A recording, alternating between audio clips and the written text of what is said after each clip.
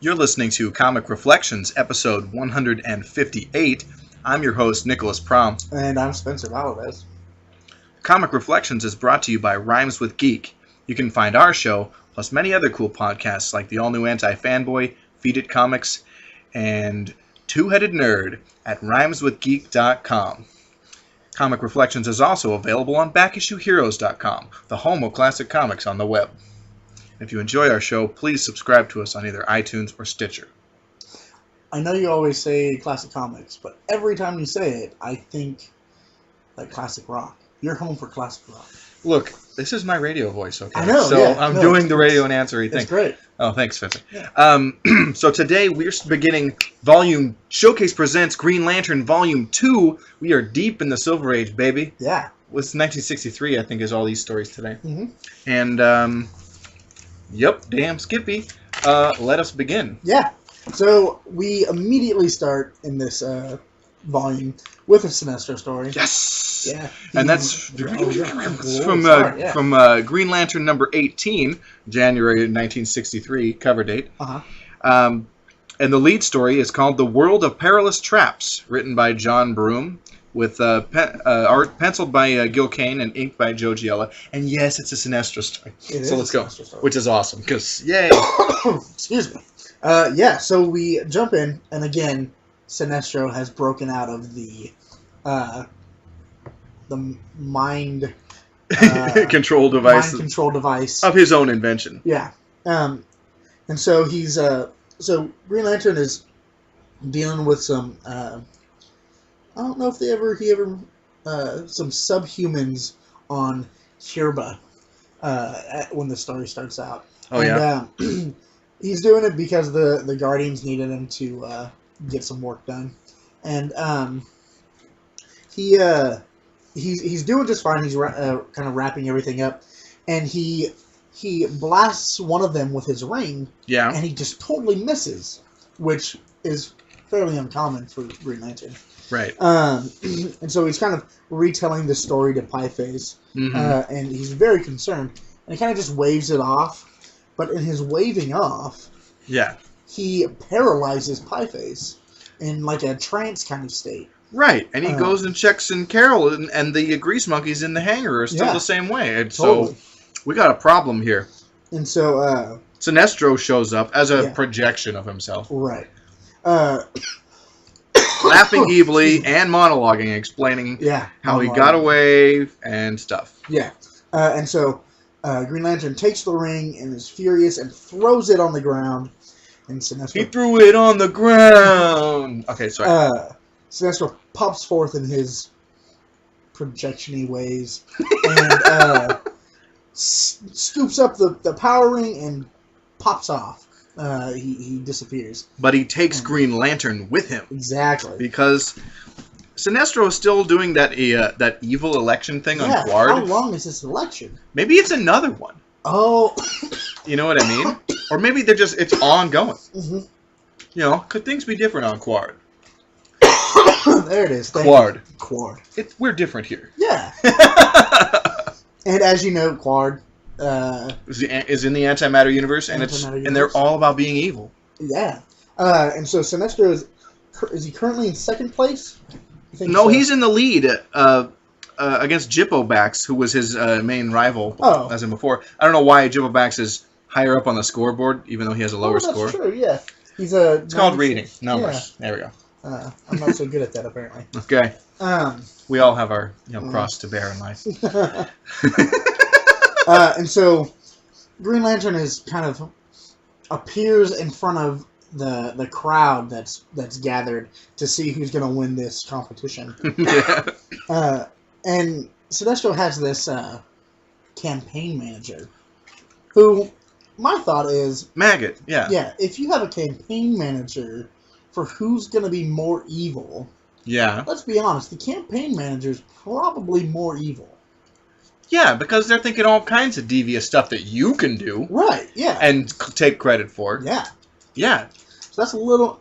We won't dive into the politics. There's some semantics here, but okay. But, yeah. Yeah, so Sinestro has this elaborate plan to get Green Lantern to Quark, and instead of killing him like Maggot suggests, he's decided to shrink him down into a very small size and like lock him in like amber. Amber-like thing. And trap him forever. Right, yeah. So Sinestro then explains how he escaped from his thing, from the mind control device. How? Yeah. How did he do it? He implanted a thought in Green Lantern's brain prior to... A post-ignitic suggestion. Yeah. Cool. Prior to being captured again. Right. Okay. And, like says, hey, right before you turn the machine on to affect me, you're going to kind of pop out of it and change the settings so it won't affect me. So it won't affect it, yeah. Of course. Classic. Yeah. I love that there's a big poster for Sinestro. It's like, will Sinestro reach 100? Is he evil enough? Right. And the evil's in bold letters. 100. If you reach 100 in the election, like the numbers or whatever, then you're the evilest. Right. Quark. So.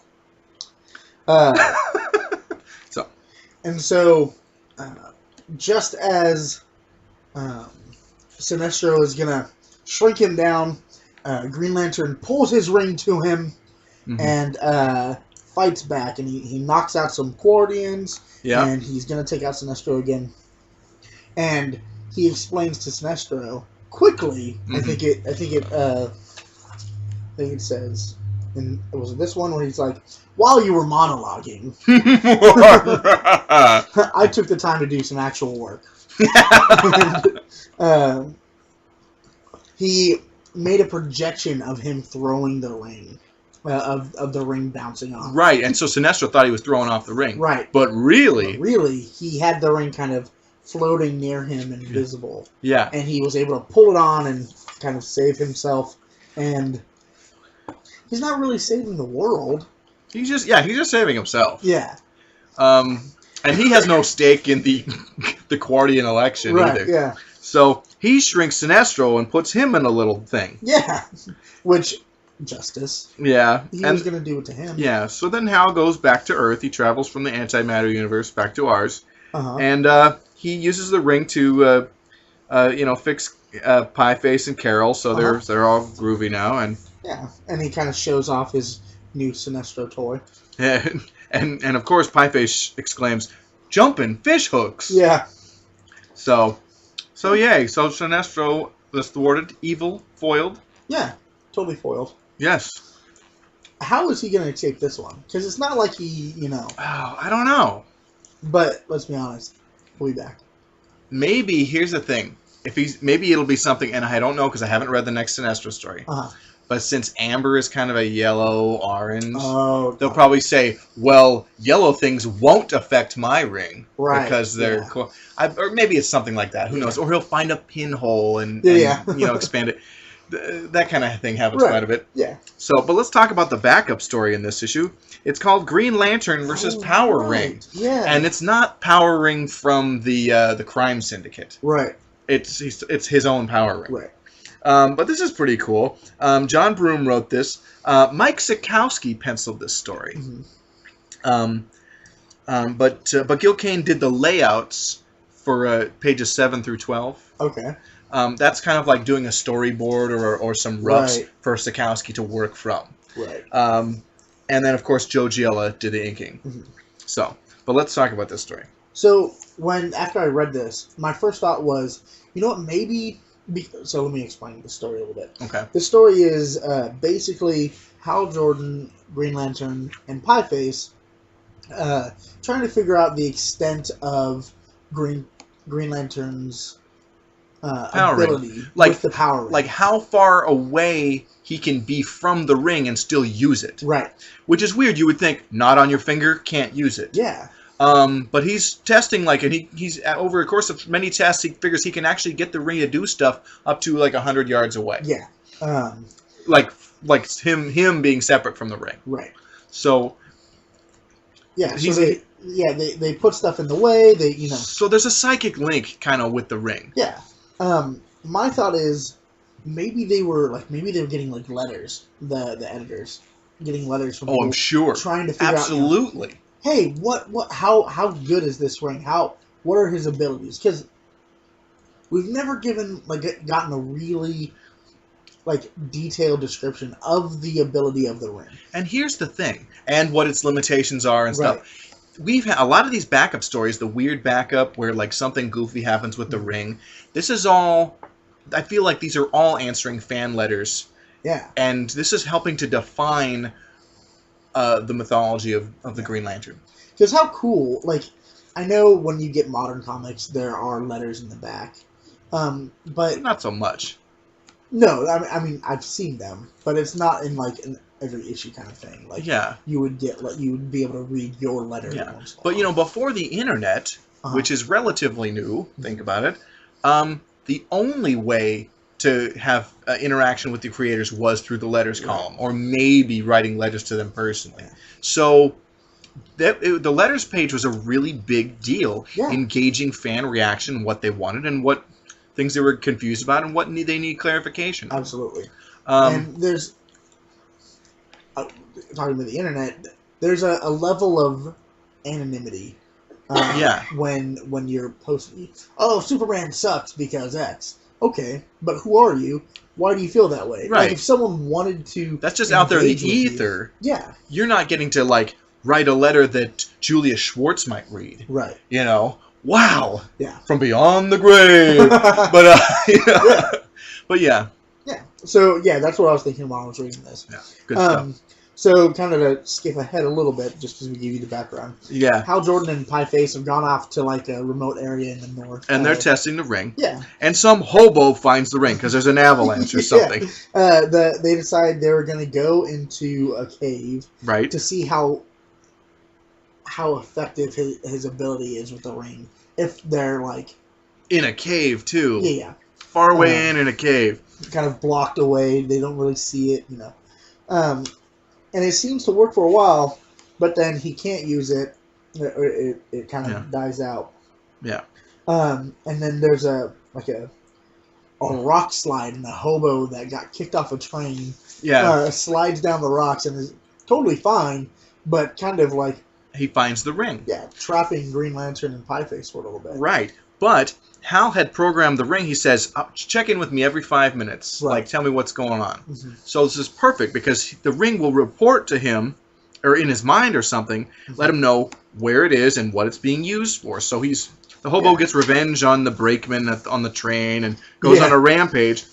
But Hal and Pieface get out of the cave, and then they go track the hobo down because the ring is communicating with Hal. Yeah.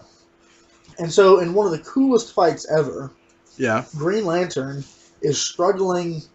He is using the ring from even while the guy is holding it. Yeah. So it's a battle of wills. Absolute battle of wills. But you will always beat a homeless person in the battle of wills because all they have is the will to live, maybe. Yeah. And you have a job, so you're good to go. Yeah. And so, Green Lantern triumphs and punches him in the face with the ring energy. Yeah. And gets his ring back. And the one of the last frames on panels on this page is the hobo kind of oh God, don't hurt me, really panicky looking. Yeah. There was a scene where Hal used a yellow sign to block. Oh, that's right. An energy blast from the hobo, which is perfect. Yeah. Because he doesn't know. Right. And he doesn't. How often does Green Lantern get to use yellow? Right. Pretty classic. So, yeah. So yay. So the bum goes to jail or hell or something. Something. The drunk tank. I don't know. And then Pieface chronicles it in his stupid notebook, and now they know some more stuff about the ring. Yeah. Cool. And now the reader does too. Yes. So let's move on to Green Lantern number 19. And the lead story in this is the defeat of Green Lantern. And this story, we have the return of Sonar. Yeah. So let me give the credits here real quick. Not just Sonar. Go do your credits. Yeah. John Broome wrote this story. Gil Kane penciled it. Joe Giella inked it. Mm-hmm. So not only do we get Sonar, but we get Tomar-Re. Oh, yes, Tomar-Re, I forgot. Yeah. How could I? But, yeah. Right. The story starts off with Tomar-Re. Yeah! And he's really worried because a cosmic storm is hurtling straight towards Earth. And he knows that it interferes with the ability of the ring because it's also was affecting the ring when it was the storm was near his home planet. Right. Which it doesn't say the Zudar. name. Zudar. Yeah, Zudar.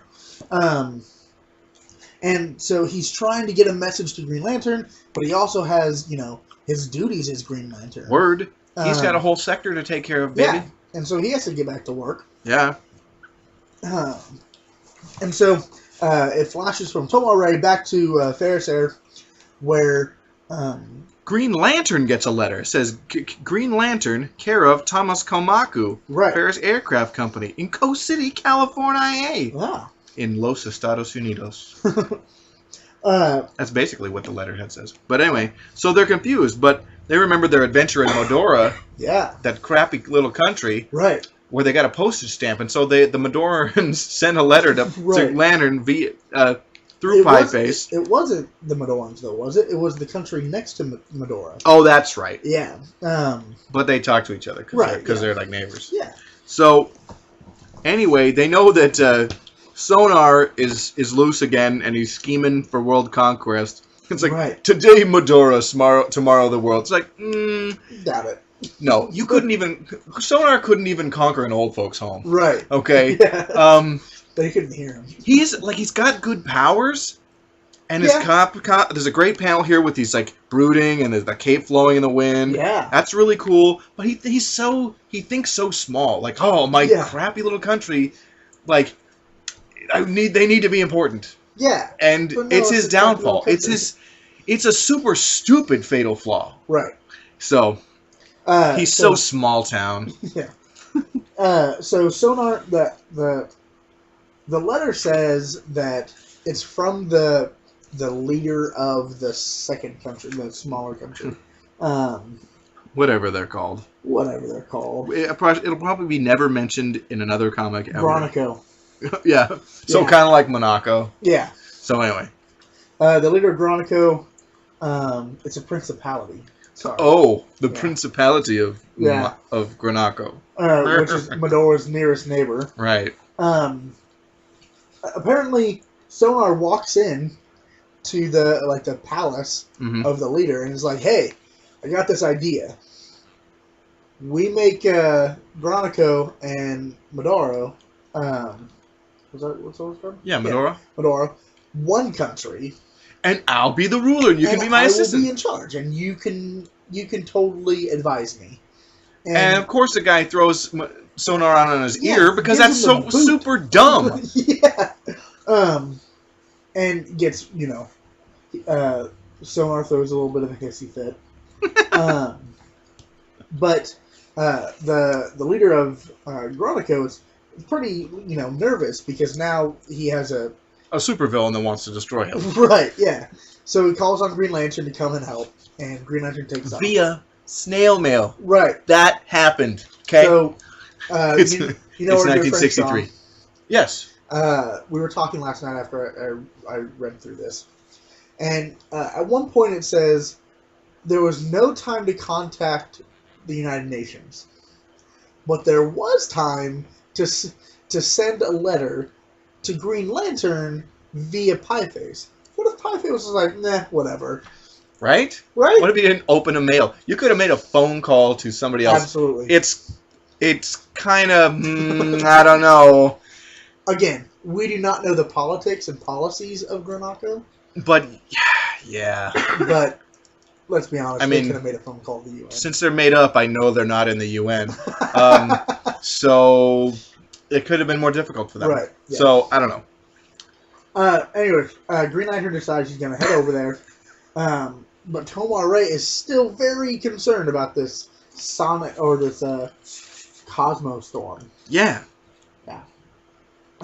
Sonar shows up to Gronico and starts kicking their army's butt. Yeah. Their army of 5 guys. And I would like to say maybe Granako kind of deserves it because none of their soldiers have, guns. Well, wait, what?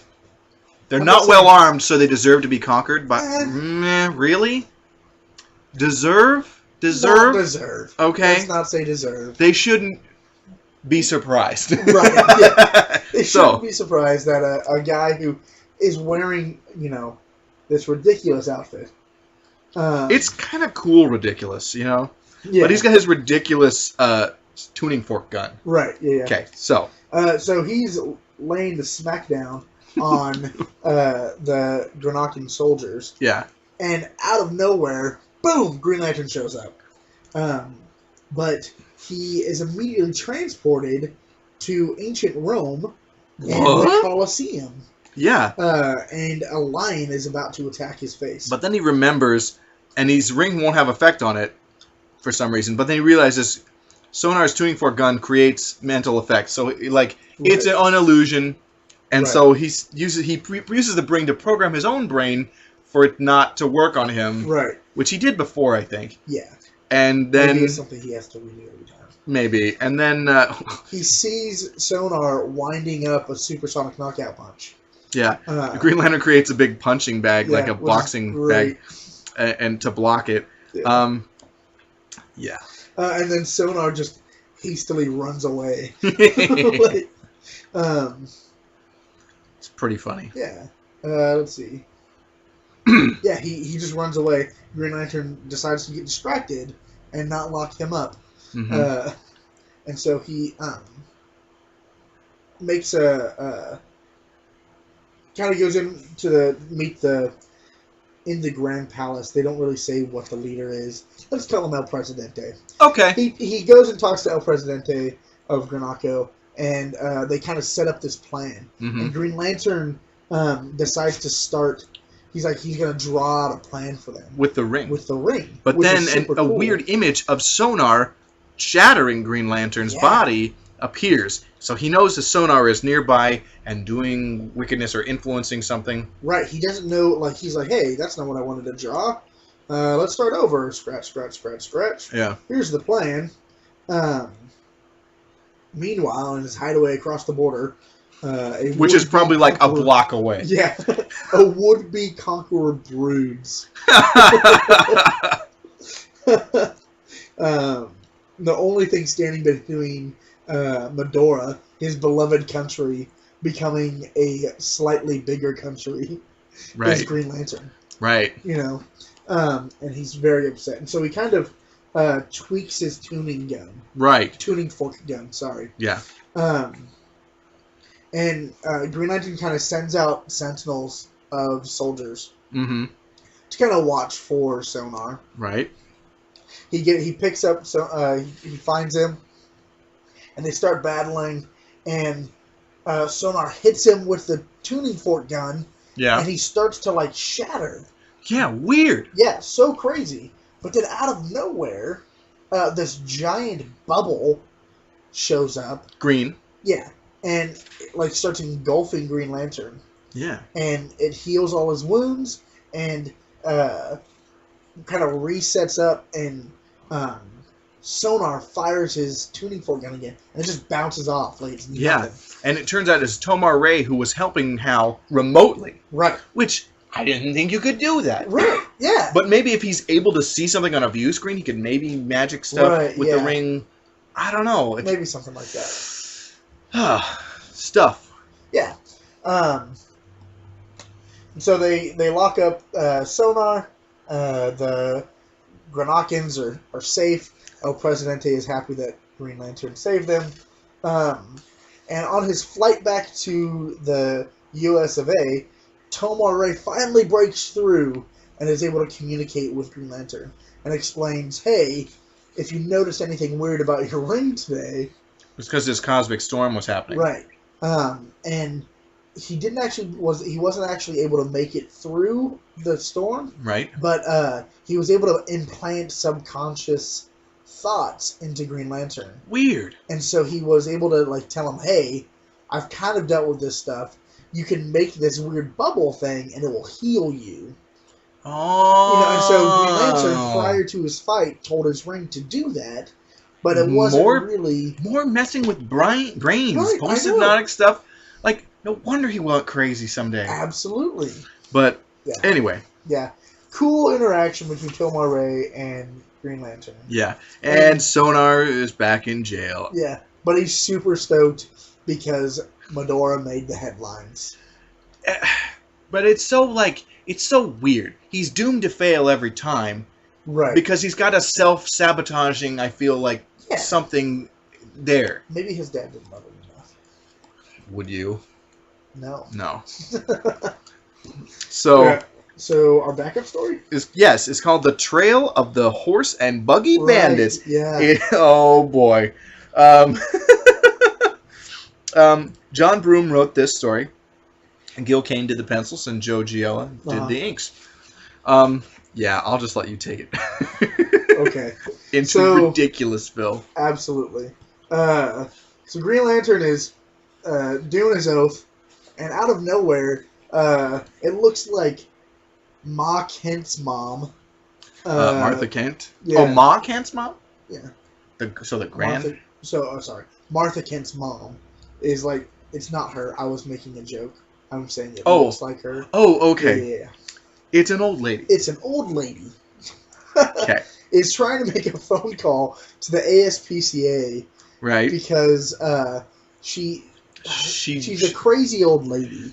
And she goes and she refills all of the bird baths in town. And these poor birds aren't getting to wash themselves because a horse is drinking their water. Yeah, because it sits out in front of the bank all day. Right. And so she's just concerned about the horse. And so Green Lantern, being the good old boy that he is. Well, here's the thing. Her phone call, for some reason, connects with his ring. Yeah. And it's weird. Yeah. And so he decides, well, if I help anyone, I should at least help this old lady. It seems kind of dumb, but I'll just go anyway. Yeah. And so he goes. But right before he gets there, a bank robbery is going down. Yeah. And so, again, these fancily clad gentlemen who have just robbed the bank. One of them is wearing a bow tie. Yeah. Because that's criminals now.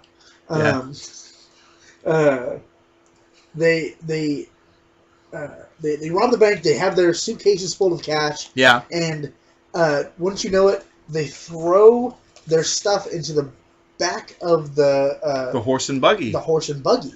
And they kind of make a getaway in there. And they think it's going to be inconspicuous or something because whatever. They've decided to park it there every day for a few weeks. So people will just expect it and then not think that that's going to be the getaway car, which, if it just showed up randomly and was there all the time, I would get suspicious. Absolutely. But comic books. But, yes. And so they start to get away, and Green Lantern shows up, and they're like, hey, all these... our bank just got robbed, and the cops are, like, letting them get away. And so Green Lantern goes after him, and he realizes that, hey, there's that horse that old crazy lady was talking about. Yeah. Let's check it out. And so instead of just kind of trying to stop him, he, like, wrecks the cart. Yeah. Excuse me. No, he doesn't. Sorry. He spooks the horse. The horse takes off, and the cart hits a kind of a boulder, and it tips over. The horse goes nuts and runs away. And so Green Lantern is trying to collect these bad guys, and they all pop up and they start shooting at him. And here's a weird thing. Yeah, he kind of freezes and doesn't have time to think of something to defend himself with. And the ring apparently just has an automatic thing that will protect him. Right. And it puts up a wall. Yeah, cement wall. I'm like, what? Yeah. His the power of the ring, as long as it's charged, acts unconsciously protect him? I was like, huh? Because if it's powered by his willpower. Right. Unless he has, Well, okay. It's like he has X amount of static willpower. Okay. Causes the ring to act on its own. Kind of weird. Yeah. Okay. But he's safe. Jumps over the wall. Beats up the bad guys. Yeah, they've taken off into a barn. And he floods the barn because the barn is yellow. Right. So he floods the ground underneath it and drives them out. Yeah. Which is awesome. Takes them off to jail, saves the day, and then goes and finds the old woman. As Hal, not as Green Lantern. Oh, no. He goes back and he realizes, she dialed a incorrect number that doesn't exist, and the vibration frequency matched that of his ring. So it dialed her. Right. But then he set up a thing so that could never happen again. Right. So he's like, I'm not messing with penny stuff like that, piddly stuff like this. And so he goes by and tips his hat at the lady, as Hal, and says, "This country will always be a better place to live in as long as old women like her are taking care of the birds and the horses." Really? Yeah. Man. Yep. I disagree. America. So, let's talk about our next story. Yeah. It's a book-length feature. Absolutely it is. It is Green Lantern number 20, with Green Lantern guest starring The Flash in Parasite Planet Peril. Which, excellent. Yes. Electric guitar sounds all day. Okay. Sweet. This is the very nice. This is the April 1963 issue of Green Lantern. It was written by John Broome, penciled by Gil Kane, and inked by Murphy Anderson. Yeah, it is. Who Murphy Anderson inked, I don't want to say all of, but many, perhaps most of, Carmine Infantino's Flash stories in Silver Age. So they're a thing. Yeah. A fun thing. Yes. Because who doesn't love the Flash? Right? Commies. Yeah. So. That's exactly who. Yeah. Anyways. So it turns out that people in Coast City are just vanishing. Weird. Just disappearing. And they call it a vanishing plague because they kind of fade out and go away. Yeah, they start off pale. Tell me where have all the people gone? No. Kind of I don't know if that's a real song. I don't know either. Okay. I just go with it when you start singing. Oh, thank you. I appreciate that. They start to get kind of sickly looking. They lay down, and their body mass, just starts decreasing, and they start to disappear. Yeah. Slowly. It's not a quick, like, poof, they're there and then they're gone. Yeah. It's a slow, and then boom, they're gone. Okay. Yeah. And so it's kind of concerning to everyone. And so the city has decided to call on their kind of friendly city of Central City. Yeah, to have the Flash come over so him and Green Lantern can work together to get people who are starting to show the signs of the plague to come to the hospital so they can try and treat them and save them. Right. And so the Flash is going to go out, and whenever they get word of someone, they're going to go and pick them up. Yeah. Or Flashes. He's going to race them back to the hospital. Yeah. And the Green Lantern is going to try to hold them there with the power. Yeah. So Iris West, of course, comes along too to cover the story. Right. And Carol Ferris is in the hospital as a volunteer nurse. Right. So we got more of that stuff going on. Because she's a female, and that's what females do. During times of crisis, they become nurses. Sure. Okay. Let's see. Stuff happens. Oh, yeah. So Iris starts to question Carol about having a romantic attachment to Green Lantern. Yeah. And it's funny because Iris doesn't have one for the Flash. Right. Right. But she does with Barry Allen. Yeah. Even though Barry's a square, or whatever they say. Right. I think he's a swell feller. Yeah. But Carol's like, yeah, what of it? And she's kind of crazy. How can you not have How can you not have a thing for the Flash when you have a thing for Barry Allen? Come on. You know. Right. Because Carol's crazy. Yeah. Did we mention that Carol is crazy? I think we did. I don't know. I'm not sure, but she's crazy. So we jump to the Flash, racing a person back to the hospital. Yeah. And Green Lantern trying to save him. But Green Lantern is getting feverish, yo. He's starting to get the disease. Yeah, but he's not going to ever say anything. He's just Right. going to continue working hard. Right. Because Because he's trying to use the ring power to keep people from disappearing. It's Right. not working. Yeah. But the Flash notices. Yeah. And Flash has said, Hal's ring is getting weak, and he says, Flash says, I'll take you to get your ring charged up. Right. And they go to where the lantern is, and Hal is too weak even to do the oath, right, or to stand up and hold the ring up. So Flash holds it up there, and Hal recites the oath. Flash is wearing the ring. Flash wears the ring, puts it on, and then he uses it. Yeah. He uses it on Hal Jordan. He grabs him with like this weird hand thing. Yeah, to try to keep him from fading away, but it's too late. And then Flash has this grim vow that he's going to, avenge him or get him back or fight against the stuff. In his face. It's awesome. Yeah. He's serious, yo. Yeah. I don't know if it's despair, but he's determined. Yeah. It's grim determination. Yes.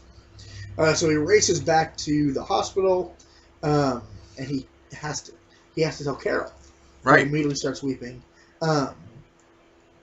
Yeah. And then, which gets Iris a little upset.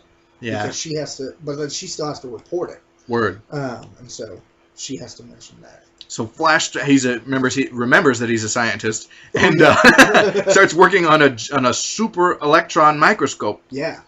And he's got some sample of something or other. Yeah, some kind of tissue. Yeah, and then he's using the Green Lantern ring to magnify things even further. And it's like down on the subatomic level, he finds this alien race of folks. Yeah, 1.2 million times magnification. Yeah. He finds these creepy little dudes. Yeah, and so Flash says that's got to be where they are because what? Yeah. And so he uses the ring to shrink down to that level. Yeah. And then they find this panel's really cool. Yeah. With him shrinking down, the size of the chair next to him. This could have just as easily been an Atom story. Yeah. But that's okay. Yeah. So Parasite Planet Peril Part 2. That's a little hard to say. Not for me, but But anyway, so we go there to that subatomic world, and Green Lantern is imprisoned by these goofy-looking aliens, the Mykrids. Yeah. The Mykrids. And he's imprisoned with the folks who have vanished from the disease. It wasn't really a disease, really, was it? Yeah. It was just these guys being kind of dicks. Yeah. So and the Mykrids, they are dicks because they've got a whole slave race of these big dudes that do all their menial work. Yeah. The Bowards.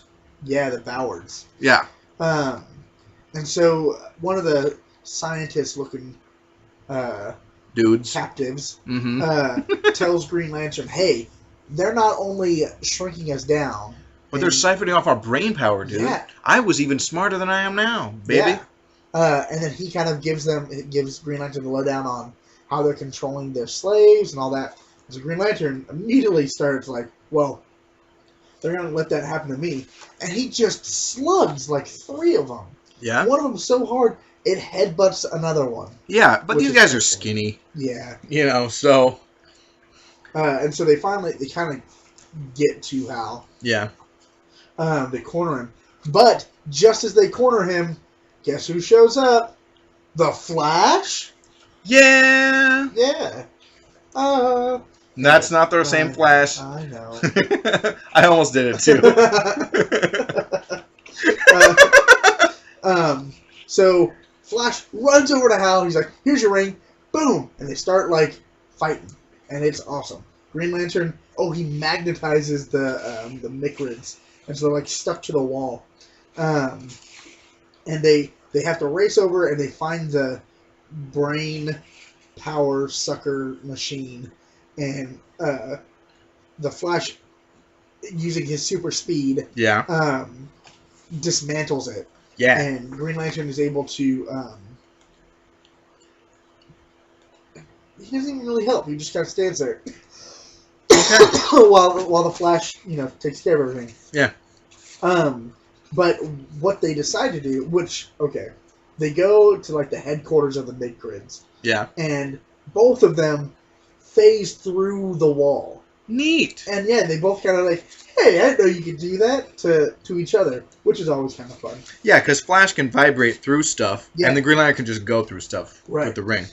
And so they start to threaten the Micrid, like, head honchos. Uh-huh. And the Micrids have, they have a card up their sleeve. They've captured Iris and Carol. What? Yeah. And so they say, look, as long as your powers are tied to their fate. Oh, man. Yeah. So they don't use their powers, and they just punch the crap out of these guys. Yeah. Hal takes like a running dive at them. Oh no, Hal and Flash. Yeah. Take like a running dive at them. And then there's a whole big splash panel of them Yeah. just punching these guys. Yeah. Just going to town on them. And then they fist bump. Do they? Oh no. Oh, it's a that's just handshake. Come on. I was like, what? Yeah. Anachronism. Fist bump in history. Great fist bumps in history. So. Yeah, so, the brain power sucker is called the Devastator. Really? Yeah, and they were going to use it on Carol and Iris. Yes. But as soon as they start to break down another piece of it, the Micrids show up and they start firing their, radiation guns at them. Really? Yeah, and Flash saves Green Lantern by, tackling him out of the way. Whoa. And Green Lantern, after they've kind of broken the Devastator, they're able to use their powers again. And the Micrids take another shot at him and the Flash. And Green Lantern puts up this little shield thing to protect them. Yeah. And then they, let's see. Green Lantern knocks their weapons out of their hands with, Green Lantern slappy fit hand things. Yeah, he just backhands them. Yeah. And use your words. Right. The Flash twirls them up, and then Green Lantern picks them up and puts them into a handbag. Yeah, a giant one. A giant. Oh, he calls it a satchel. Yes. But it looks like a giant purse. Yeah. It's European. Oh, okay. It's a European carry-on. Yeah. Green Lantern and Flash free the slaves. They get everyone, and they get back to all the people that have been stricken down. And Iris and Carol are kind of tending to the people who are too weak to do anything. Word. And they bring them back, and they decide to go to dinner. They make it a foursome. That's what they say. World. Yeah. Yeah. Of course, it's Carol. Crazy Carol. Yeah. And Iris gets a letter that, hey, Barry Allen's in town. He's going to meet him for dinner. And they all go and have dinner together. I think it was a telegram. Oh, yeah, telegram. Yeah. But yay! Yay! Yeah, so that kind of rounds out the issue 20 of Green Lantern. Yes. And that rounds off this episode. Yeah, it does. So we'll be back in 2 weeks with another chunk of stories from Showcase Presents Green Lantern Volume 2. Yeah. And next week we'll have Chapter 2 of The Walking Dead. Absolutely. Up top. Yes, that was a high five. Yes. Yeah.